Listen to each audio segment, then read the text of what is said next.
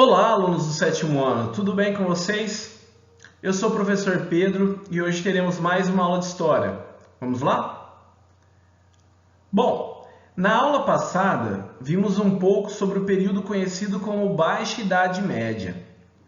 Percebemos que os últimos séculos da Idade Média foram marcados por várias transformações na sociedade.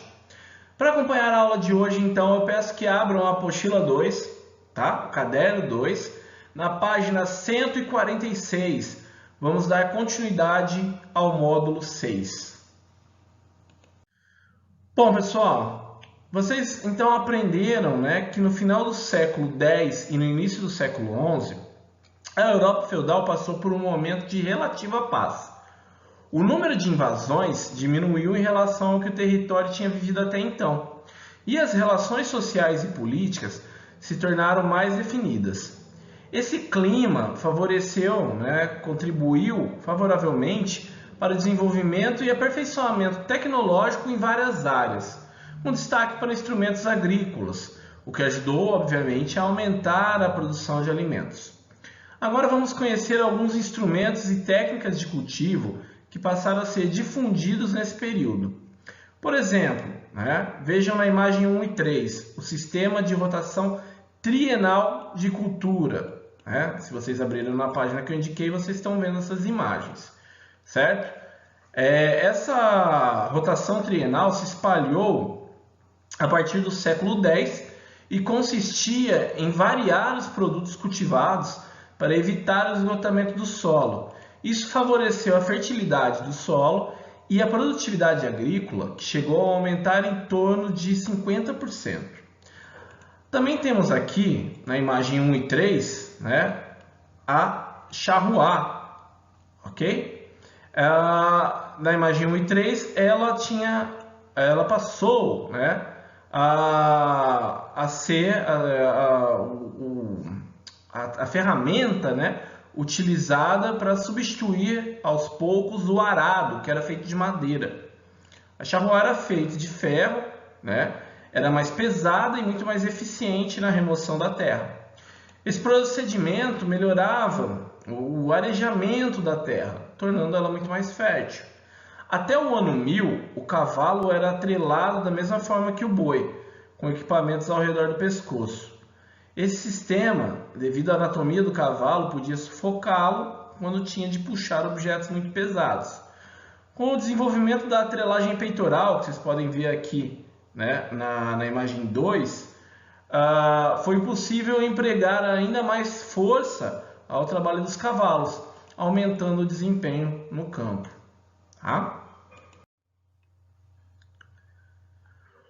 O maior uso das esporas e dos estribos, que vocês podem ver aqui na página 4, elas ajudavam no comando do animal e permitia maior estabilidade ao cavaleiro.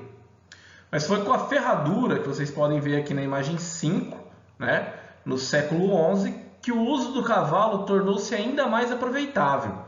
Além de ser um reforço importante nas disputas entre os cavaleiros, o uso desses equipamentos ampliou o tempo de vida dos animais e possibilitou o acesso a terrenos que eram irregulares, que eram mais difíceis de andar a cavalo anteriormente. Outra invenção muito importante, a roda ou moinho hidráulico, que vocês podem ver aqui na imagem 7, se tornou popular a partir do século XII, quando também passou a ser construídos os moinhos de vento, que vocês podem ver aqui na imagem 6. Ambos possibilitavam moer os grãos com mais rapidez e facilidade. Tivemos assim um aumento da produção agrícola. Esse aumento da produção foi resultado de todo um processo que envolveu todas as inovações tecnológicas e muitas outras, além da diminuição das invasões no território, como também vimos, e das relações sociais e de trabalho estabelecidas entre os séculos XI e XIII. A oferta de alimento, ou seja, ter mais alimento para a população, contribuiu para a melhoria das condições de vida. As pessoas passaram a viver por mais tempo. Como consequência, houve um significativo crescimento demográfico. O que é um crescimento demográfico, né? Um aumento populacional, aumento da população, né? E na Europa, entre os séculos 8 e 13, né, nós tivemos, nesses 600 anos, um número de habitantes crescendo em mais de 40 milhões. Né? No ano 700, eram 27 milhões de pessoas. No ano 1000, 42 milhões. Em 1300, calcula-se que a Europa era habitada por 73 milhões de pessoas. Durante anos, a concentração populacional permaneceu na área rural. Por volta do ano 1000, né, não havia cidades com mais de 10 mil habitantes. Já em torno do ano 1200, cidades italianas chegavam a ter mais de 100 mil habitantes e Paris 80 mil. Um aumento da produção gerou um excedente, né? Gerava excedentes, sobras, que passaram a ser trocadas. Né? No primeiro momento, a troca se dava entre aquilo que se produzia mais por algo que não se tinha. Portanto, o armazenamento dos excedentes se tornou essencial. As trocas do excedente se tornaram cada vez mais importantes e, com o tempo, passou-se a produzir justamente para comercializar. Nesse contexto, surgiram aos poucos na Europa medieval novas ocupações, atividades e formas de pensar. Então foram várias mudanças, né, que levaram ao aumento significativo da população, como vimos. O historiador Hilário Franco Júnior reflete sobre esse momento. Ele diz: um indício de que a população europeia ocidental crescia bastante entre os séculos 11 e 13 é proporcionado pelas transformações sofridas pela arquitetura religiosa. A própria passagem do românico para o gótico reflete a necessidade de áreas internas maiores e capazes de abrigar um número crescente de fiéis. A construção de grandes igrejas devia-se sobretudo ao desejo de abrigar todo o rebanho de Cristo, cada vez maior na casa de Deus. Mesmo as igrejas rurais necessitavam de reformas no século XIII, com a reconstrução de suas naves. Nave é o nome que se dá ao espaço central, da porta ao altar, que se tornaram pequenos. Pessoal, como vocês viram anteriormente, a Idade Média era marcado pelo pensamento religioso. Então as pessoas frequentavam as igrejas, né? Só que se você tem um aumento da população, você precisa de igrejas mais amplas, com mais espaço, né? Então nós vamos ver sobre alguns estilos, né, de construções que as igrejas, os bispos, o Papa, que eles utilizaram nesse período. Mas antes, vamos resolver a atividade da página 148, a atividade 1. Né? Então abram a apostila nessa página que nós vamos resolver juntos, ok? Bom, vamos lá. Vimos que durante os séculos 11 e 13, novos métodos e tecnologias de produção agrícola foram desenvolvidos na Europa. Cite duas inovações agrícolas e descreva seu impacto na produção de alimentos e no crescimento populacional. Pensem aí, né? Nesse caso, pelo que nós já vimos, podemos citar o uso de equipamentos que permitiram o melhor aproveitamento do cavalo no trabalho agrícola, como a ferradura, a espora, o estribo, o arreio peitoral, né? O uso do ferro em ferramentas agrícolas também facilitava o trabalho e proporcionava melhor rendimento, como citamos a charroá, né? Que permitia deixar a terra muito mais fértil. Também foi citado a roda d'água e o moinho de vento que trituravam melhor os grãos, serviam como fonte de energia para equipamentos que facilitavam o trabalho. Também carroças e carrinhos de mão possibilitavam deslocamentos mais rápidos e seguros. Todos esses equipamentos contribuíram para a ampliação da produção. Com o aumento da oferta de alimentos, as pessoas passaram a viver melhor e por mais tempo, levando então ao crescimento demográfico. Então, dessas todas que foram citadas, vocês podem escolher duas para a nossa resposta A, ok? B. De acordo com o texto de Hilário Franco Júnior, como o aumento populacional se refletiu na transformação da arquitetura das igrejas?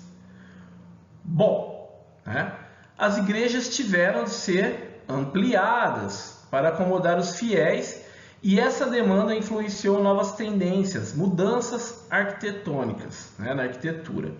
Se tinha uma população que estava crescendo, precisavam então de novos espaços, certo? Questão C.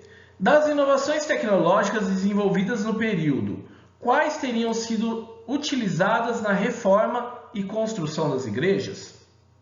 Bom, é importante que vocês entendam que nessa questão que havia um intercâmbio entre o mundo do trabalho rural e outras esferas da sociedade. Então, o uso do cavalo, da carroça, do carrinho de mão foi muito comum na construção das igrejas, certo? Então, vocês podem citar essas inovações. Vocês podem ver aqui, então, românico e gótico, arquitetura da Idade Média.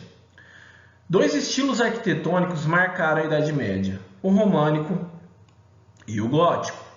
O estilo românico, que é o primeiro que nós vamos ver, ele desenvolveu-se especialmente entre os séculos XI e XII.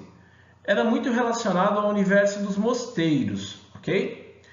Os edifícios românicos carregam referências de antigas construções romanas e evidenciam a preocupação da época em relação à defesa, conflitos militares e também uma defesa contra o mal espiritual.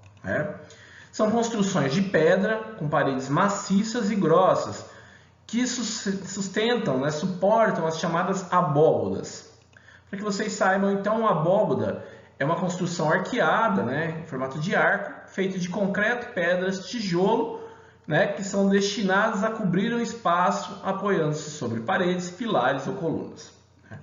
Então, é uma cobertura em formato arqueado que tem como sustentação parede, pilar ou coluna, ok? Continuando. No românico, a gente não tinha muita luminosidade, muitas janelas. A necessidade de sustentar os arcos e o teto não permitia a abertura de muitas janelas. Tinha que ser uma parede mais robusta, mais forte. Com isso, havia pouca luminosidade no interior dos edifícios. Ok? A arquitetura românica ela utilizava as esculturas que eram feitas nas pilastras, nos relevos dos pórticos, e arcadas com imagens de forte valor simbólico e pouca representação fiel da realidade. Nesse período, os artistas, os escultores não tinham tanta a intenção de representar a perfeição do corpo humano. Então vocês vão perceber a dificuldade em representar o corpo humano. Ok? As imagens serviam para narrar passagens bíblicas e transmitir ensinamentos e valores religiosos. Ok? Enquanto no estilo românico predominavam as paredes e pilastras maciças, ok? E pesadas para suportar um arco de volta perfeita, O que é o arco de volta perfeita? Esse aqui de baixo, Então percebam que é uma volta perfeita esse arco, que é ligado ao românico, ok? O desenvolvimento do arco ogival possibilitou uma mudança estética que ficou conhecido como estilo gótico. O que é o arco ogival? Esse aqui, não é redondinho, ele tem como se fosse uma pontinha, Então, você tem aqui uma diferença, ok? Que com esse arco foi possível distribuir melhor a força que era necessária para sustentar o teto das construções. Com isso, as paredes e pilares se estreitaram, o que ampliou, obviamente, a área de construção e verticalizou as edificações, ou seja, elas ficaram muito mais altas, ok? Um dos elementos marcantes desse estilo são os vitrais, ok? São técnicas que utilizam pedaços de vidro que são de várias cores nas janelas, ok? Que representam passagens bíblicas, imagens de santos, desenhos geométricos e cenas diversas. Foi a partir do século XII, ok? Posteriormente ao românico, que passaram a ser construídas essas catedrais góticas, né, em centros urbanos e tiveram um forte apoio de reis, nobres e burgueses, ok? A escultura e a pintura ganharam destaque e eram associadas à arquitetura, certo? Expressando a busca pela harmonia e já uma busca por desenvolvimento racional científico. É o começo disso, ok? Pessoal, então vocês podem perceber nas imagens ao lado que esse período, né, foi de grandes transformações, né, e as igrejas precisaram ser remodeladas. Na próxima aula nós vamos ver um pouquinho melhor os detalhes dos estilos gótico e românico, ok? Pessoal, estamos chegando ao fim de mais uma aula, né? Ao lado vocês podem ver a imagem da Catedral de Chartres, né? Essa catedral que fica na França é um exemplo típico das catedrais góticas. Na próxima aula nós vamos continuar esse assunto, vamos ver melhor quais são essas características do românico e do gótico, ok? Pessoal, na aula de hoje nós vimos que na Baixa Idade Média as transformações passaram a ser mais rápidas na Europa. Vocês também conheceram algumas invenções da Idade Média que facilitaram a vida das pessoas, possibilitando um aumento na produção de alimentos. Também viram sobre as mudanças na arquitetura, começaram a ver sobre os estilos românico e gótico, ok? Bom, espero que tenham gostado. Acima está meu contato caso tenham dúvidas. Bons estudos, muito obrigado e até a próxima aula.